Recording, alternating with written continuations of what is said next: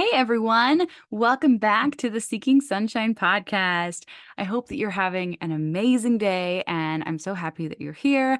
Today is actually a solo episode because that is my plan. Every first Wednesday of the month, I do a solo episode, and since today is the first, that's what's gonna happen. So today you just get me chatting with ya, and we're gonna talk about some really deep stuff. I have some really important ideas that I want to share with you today that I think are gonna, I don't know, maybe blow your mind a little bit. It's been a topic that I've been thinking about and really stewing on. So I hope that this helps you as you continue to dive into learning more about who you are, which is kind of the journey that I've been on for the last few years and, most of my life really. Isn't that the journey that we're all on? It's like learning more about who we are so that we can be better people and be happier and just show up as our best selves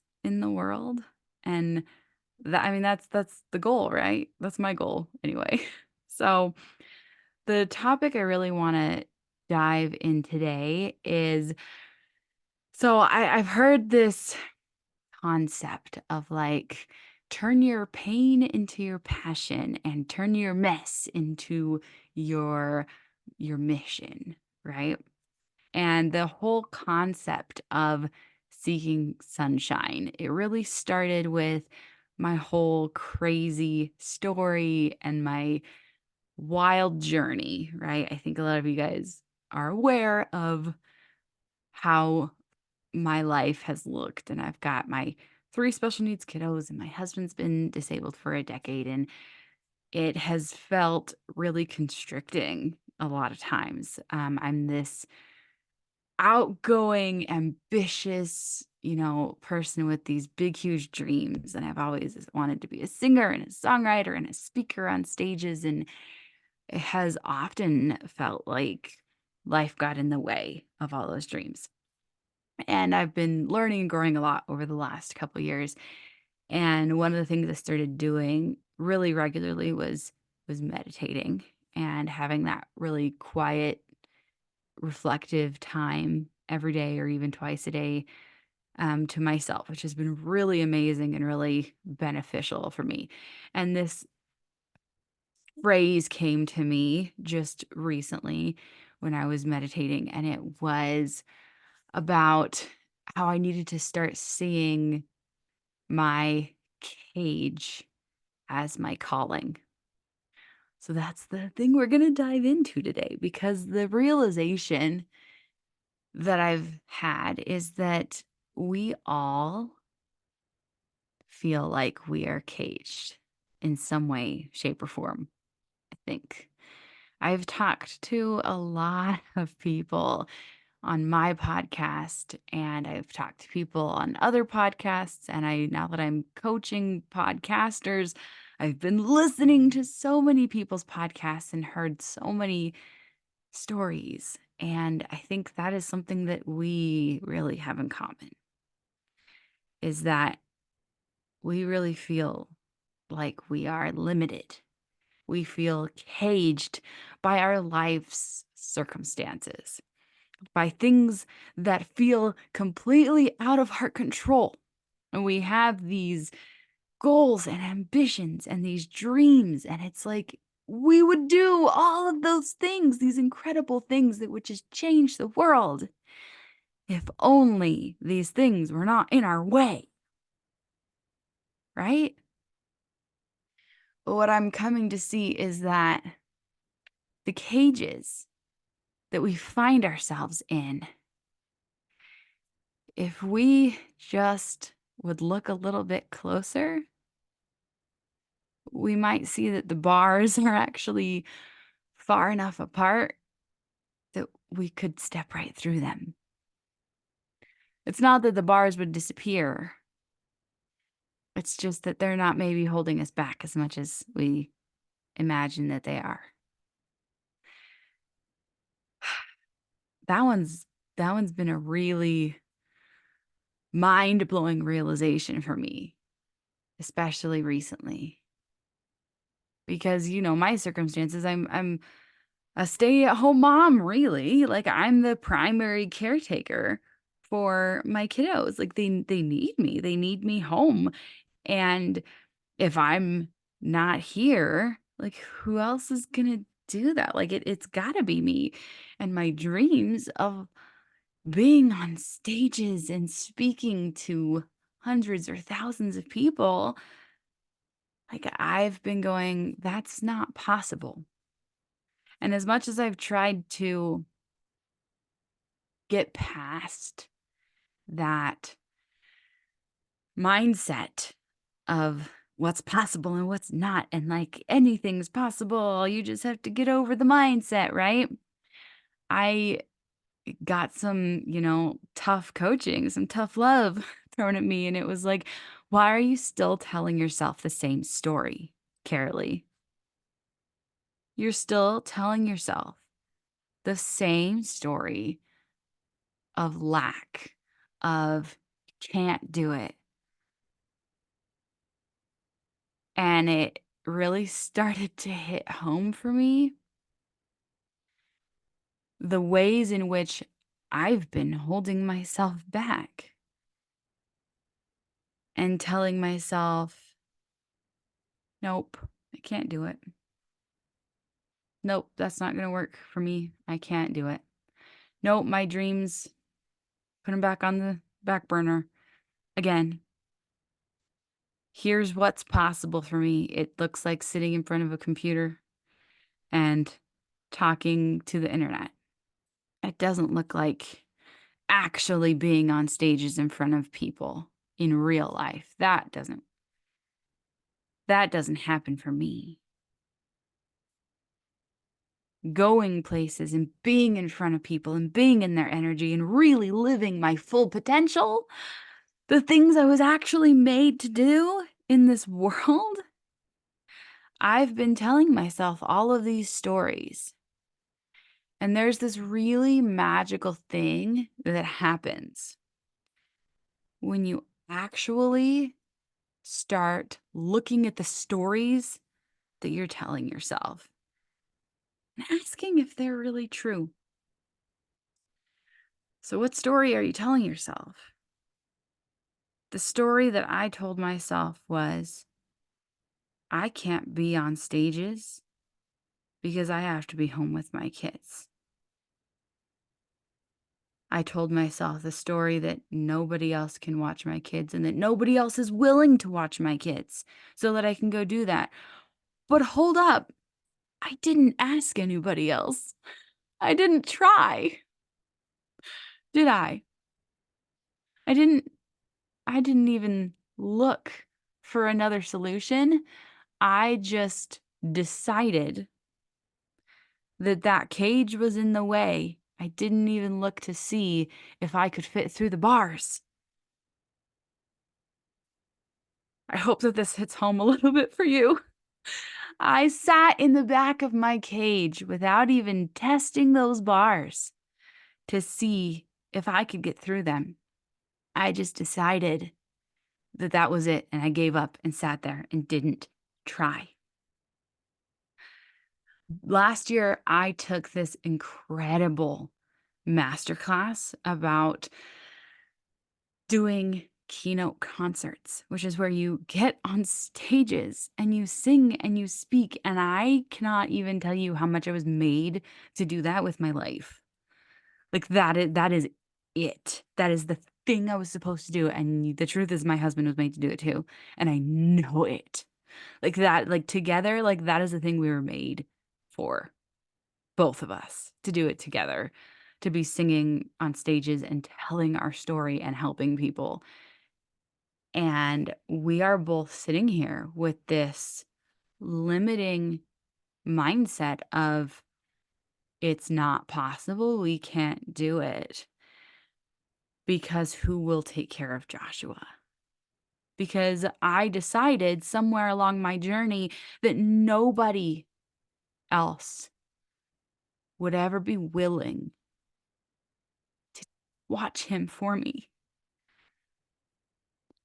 And I never asked. I never tried. I never looked. And, this, um, line came to me, which I don't even know why, but now I'm gonna tell it to you, so maybe that's why.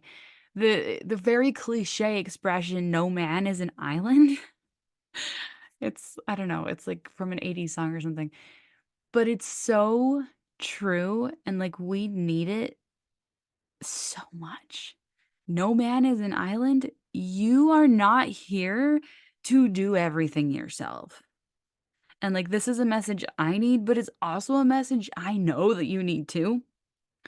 You are not here on this earth to be the person who saves everyone else and hulks up and does all of the work yourself. We are human beings who live in community. Every single one of us has different strengths and different talents, and we are all meant to use our different abilities to their full extent so that we can all thrive. And if we don't allow other people to give of their talents, then we're depriving them. Isn't that sad? It is so important for us to be able to give our gifts and allow other people to give theirs. That would be called receiving. And that is something that I have really failed at. That has been something I've been really having a hard time with is the whole receiving part of the equation. We've got to improve our ability to receive.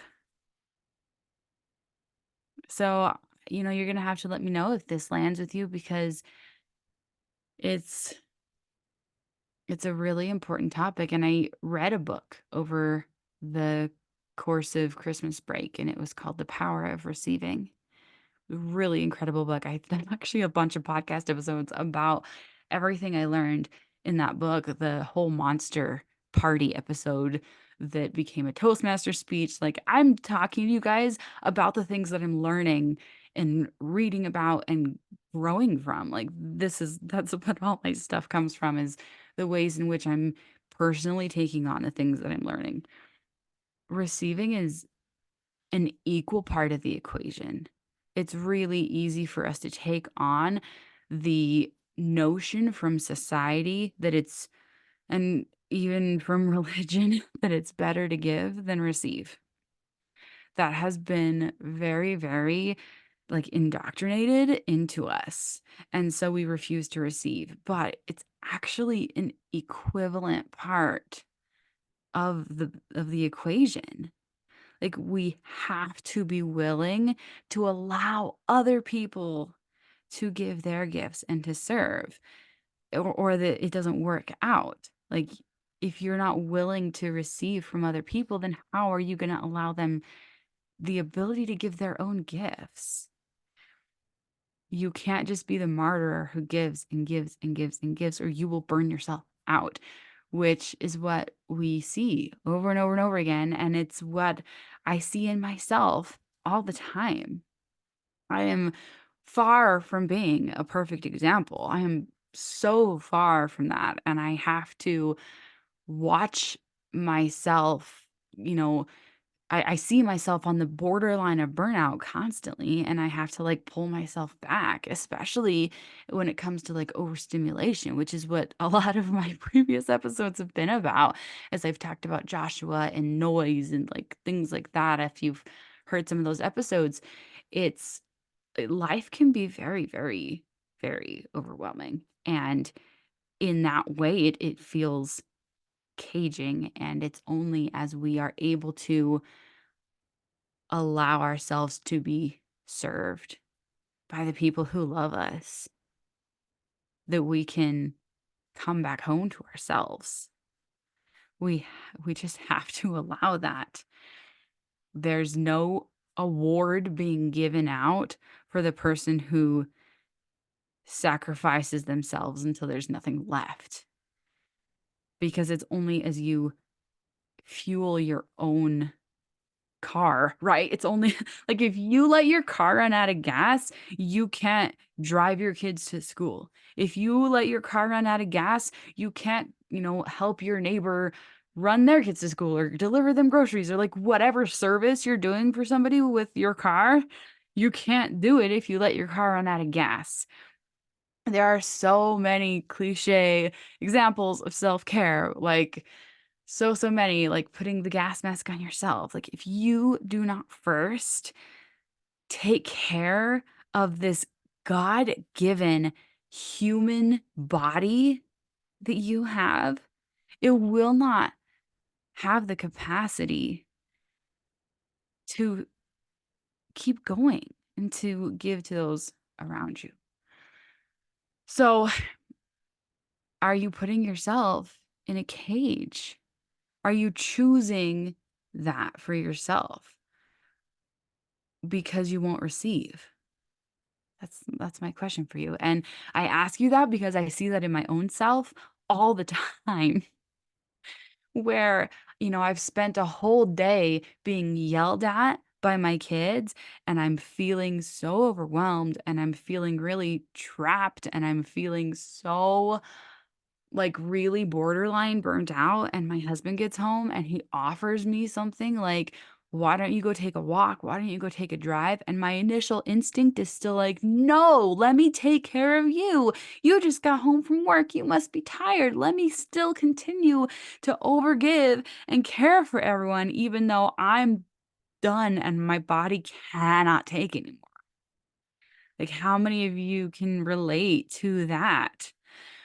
Where you are just ready to crumple and somebody offers to give you relief and your initial instinct is to go, "No, I have the slightest bit more I could give to you. I should be using it to get myself back to normal or to any sort of semblance of like standing on my own 2 feet again." But instead, I've been so heavily conditioned to just keep giving until I collapse. You're not helping anybody if you give until you collapse. Like, that's not really good. That's like, you don't get awards for that. If you can if you can notice your needs and care for those, you're so gonna be in a better place to care for those other people.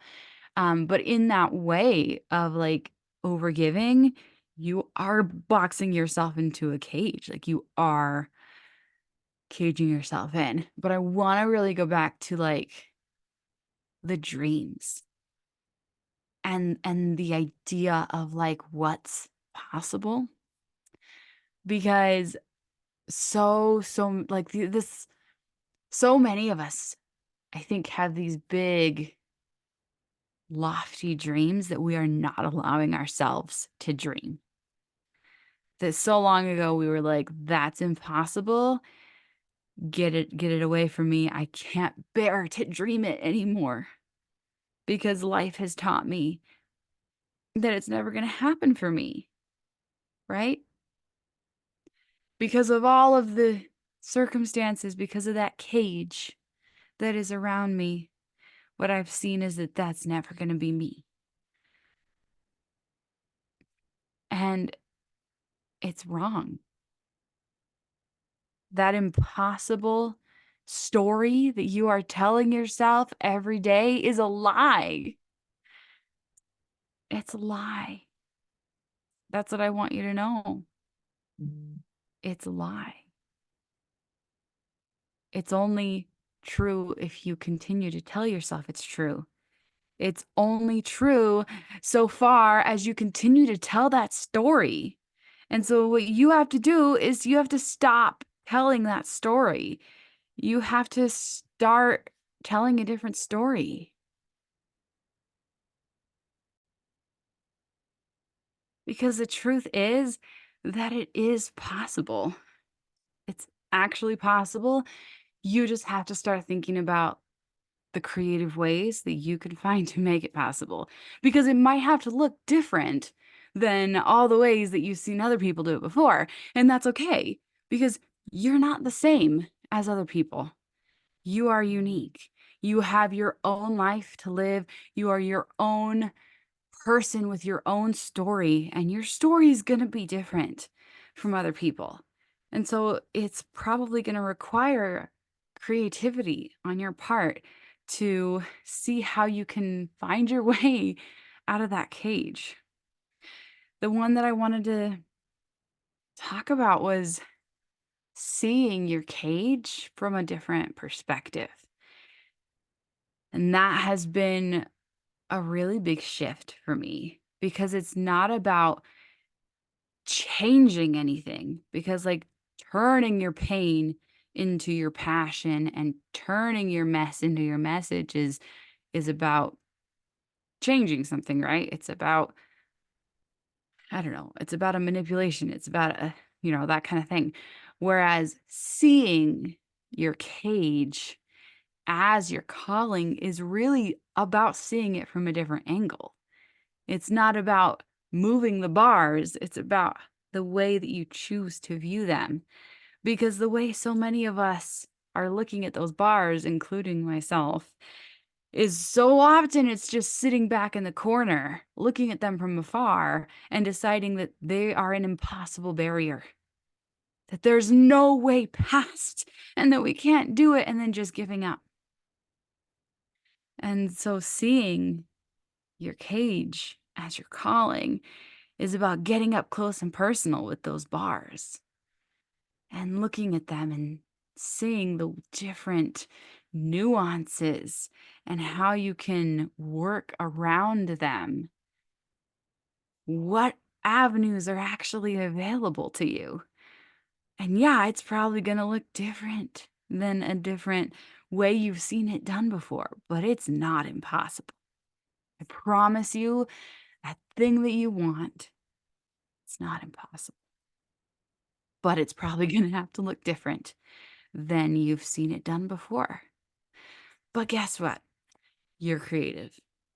You are so creative, and you have the ability to come up with the most mind-blowing way to get past and work with those bars still being in your life. It's amazing what you're capable of. And I've seen so many people do the most unfathomable things with their lives, even though they have cages that seem utterly impossible to work with. It doesn't mean you're getting rid of your cage. It doesn't mean that, the bars are getting squished up and molded together and tossed to the wayside. No, you're working with it. You're working around it and still finding a way to do the thing that lights you up, the thing that you were made to do here. You're seeing the cage as your calling. One of the people, I'm wishing I could remember her name right now, and it's slipping my mind. The girl who lost her legs and she became a snowboarder. Like it was literally not a thing that existed before. And she became a professional, like, para-Olympian snowboarder. Like, she had to design her own snowboarding feet because they did not exist before that. Like, that's an incredible example of somebody who had these impossible circumstances and found a way through them. Um, I've seen there's just millions of examples of people who turned their cage into their calling. My friend Amanda Farron, who combats death every single day and then looks it in the eye and says, "Nope, I'm not doing that today," and gets back up and keeps walking. She walks like so much, by the way, because she was told that she'd never walk again. And so she proves them wrong over and over and over and over again.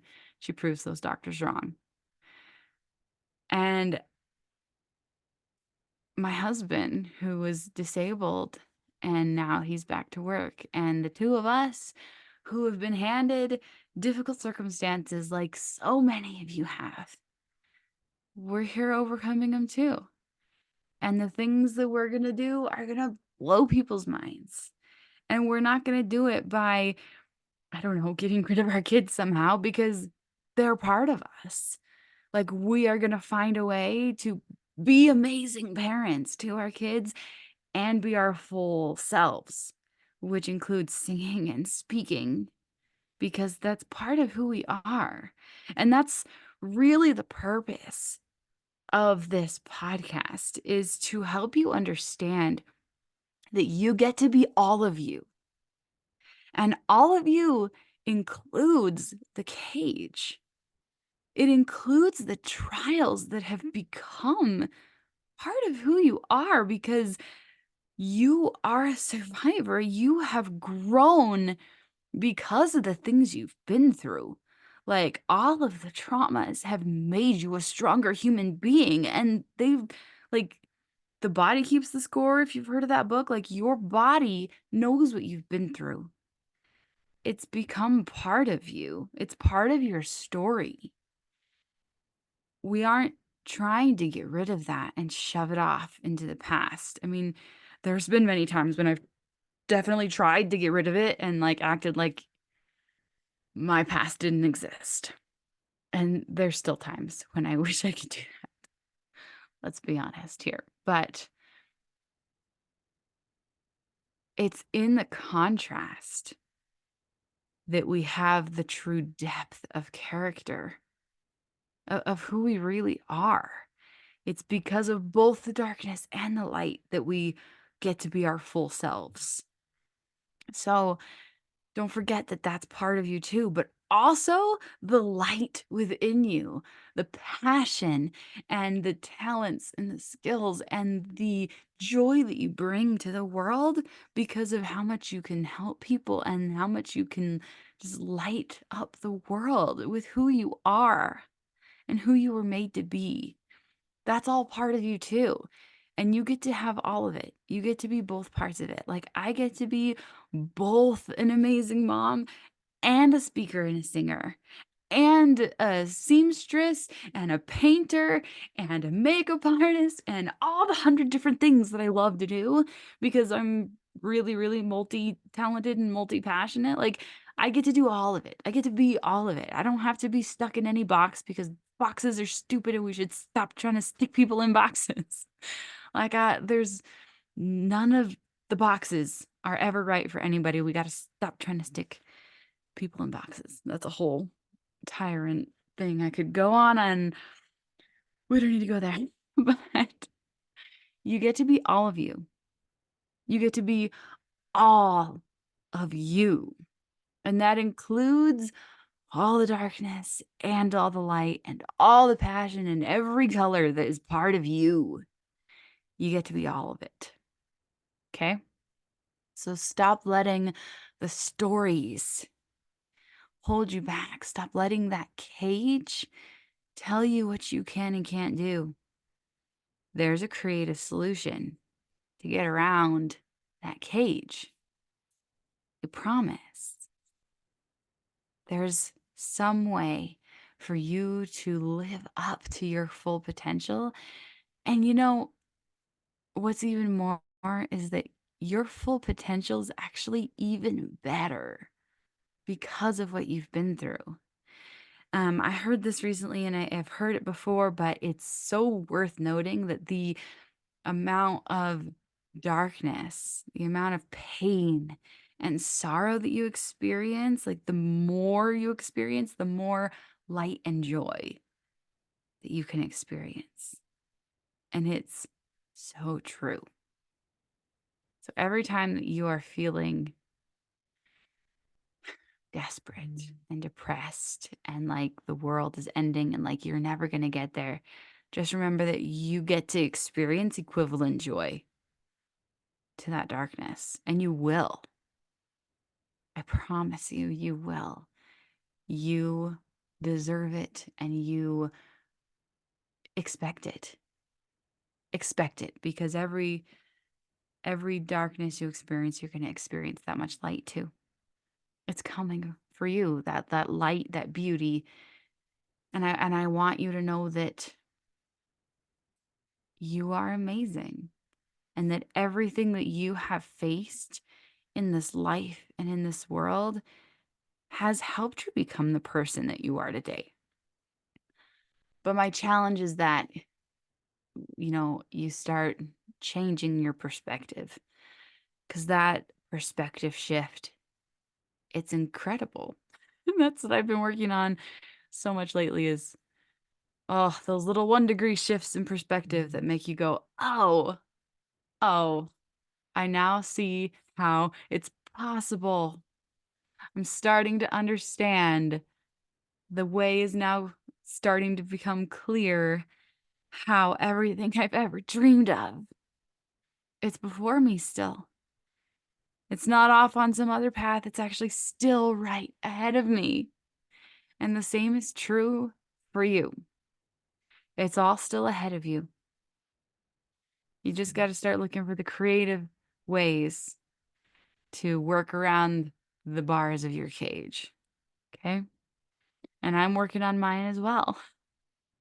You can totally, totally do it. I believe in you.